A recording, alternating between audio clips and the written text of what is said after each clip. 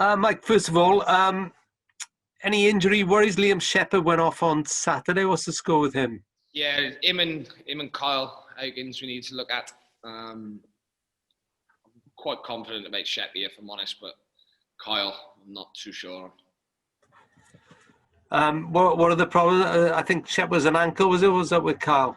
I think, he's got a bit of a stiff hamstring, so he'll be assessed today. We'll have a look, but I'm going to probably say tomorrow he's not going to be all right. Yeah.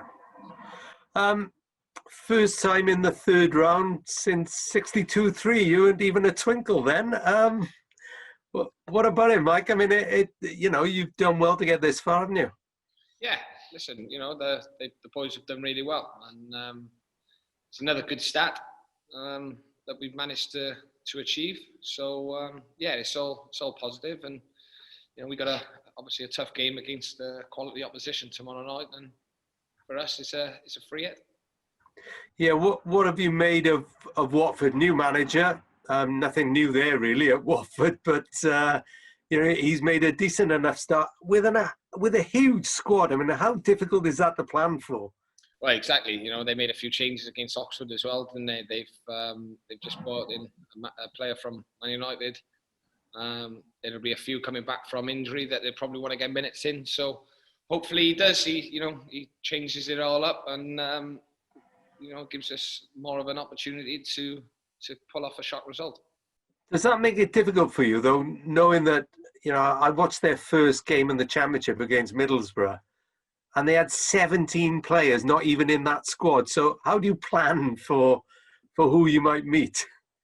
Listen, they're all going to be quality players. They've just recently come down from the Premier League. And, we just got to work on their formations and their patterns of play and how we can disrupt them and cause them problems, because like you said, there's so many players they got at their disposal. It's going to be hard to try and pinpoint the team until you actually get the team sheet. It is different without fans, Mike. You always make that point, but does it still have a feel of a cup, a giant killing, this one? Well, I don't know. Ask me after it, Rob. Look, you'd much rather the fans be there. I mean, you just think of the Swansea game. The place would be rocking. And look, for me, the atmosphere that the fans create is priceless. And the quicker they're back, the better. There's not much financial reward in this unless you get on TV, of course. So is that always the sort of in the back of your mind as well? Yeah. Oh, listen, you can't, obviously we can't decide which one's on TV and everything. Otherwise we'd all be picking our own clubs, wouldn't we?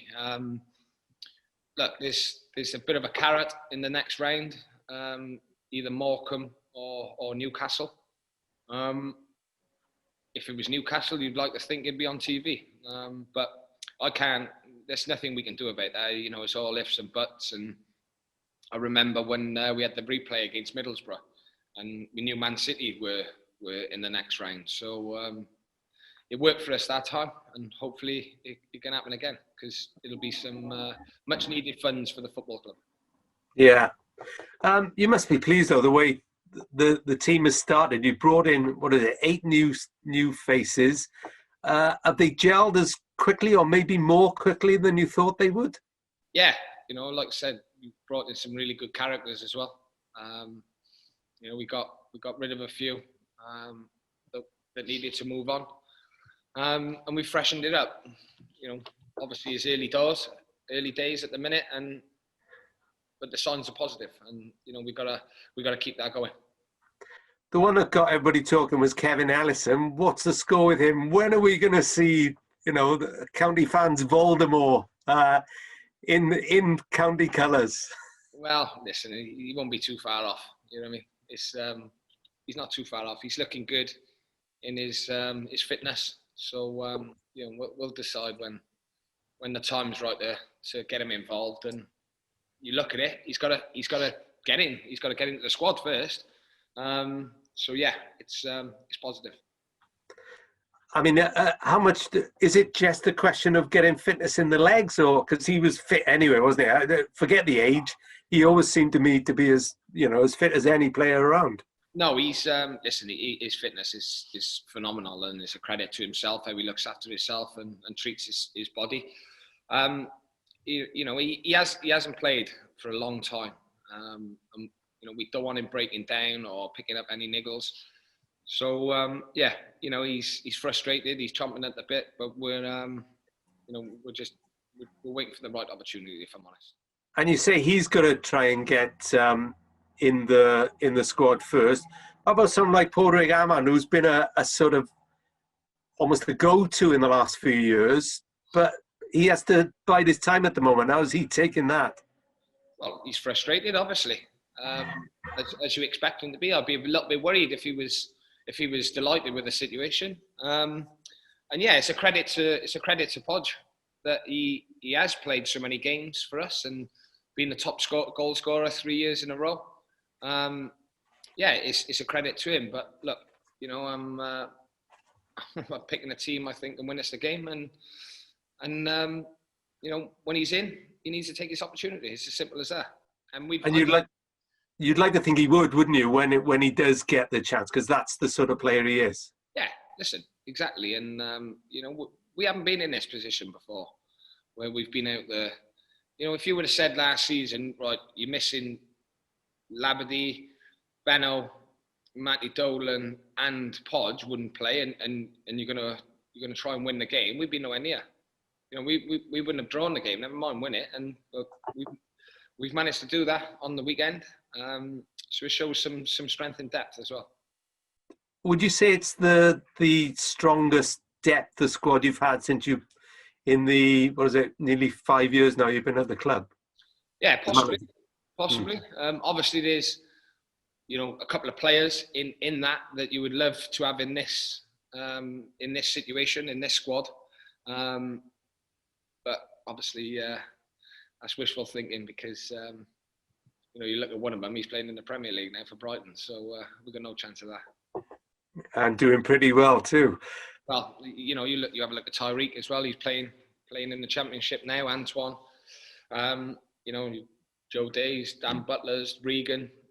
Those names are very, very good footballers, and no wonder they've moved on and playing at a high level. Is that what you tell some of your loan players who come in and say, or even the ones you sign, the youngsters, and say, look, we want to do well ourselves, but people like Ben White and others prove that they can move from here and get better here. That's what I mean. Yeah, and listen, I've got a very good relationship with Brian Tinian over at Bristol City as well, who have obviously, we've taken 7 players now with Bradley, but 6 of them have all gained new contracts. They've all progressed as players, and it's positive. Bristol obviously trust us to develop their players, and a lot of other clubs do as well. So it's good. It's good for the club as well. It's good publicity, and it shows that we're willing to use youngsters and develop them. And final couple, Scott Twine. We're going to speak to him, I think, a little bit later. What have you made of him, and what has he brought to your squad, would you say? He's settled in really well. He's a good kid. He works hard, and he's got the ability in the final third to open teams up. So yeah, I'm really pleased with him. There's more to come from him. But this is a good run in the team that he's managing to do at the moment, and he's only going to get better. And a familiar figure back as well, David Pipe. What's the score with him, Mike? Yeah, like I said Saturday, been having a conversation with Pipey. The lad we had in has moved on. He's got a full-time job at the university, so there was that area that was free.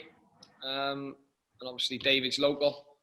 He knows the boys, he knows the club, he knows how we work, and we've managed to do something where he can come in around his business activities.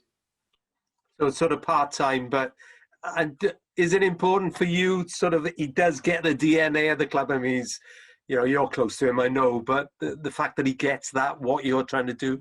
Yeah, obviously. You know, listen, he's not doing it for the money. I'll be straight with you, because it's not much at all. But you know, he wants to get involved. I secretly think he's missed it, even though he'll never admit it.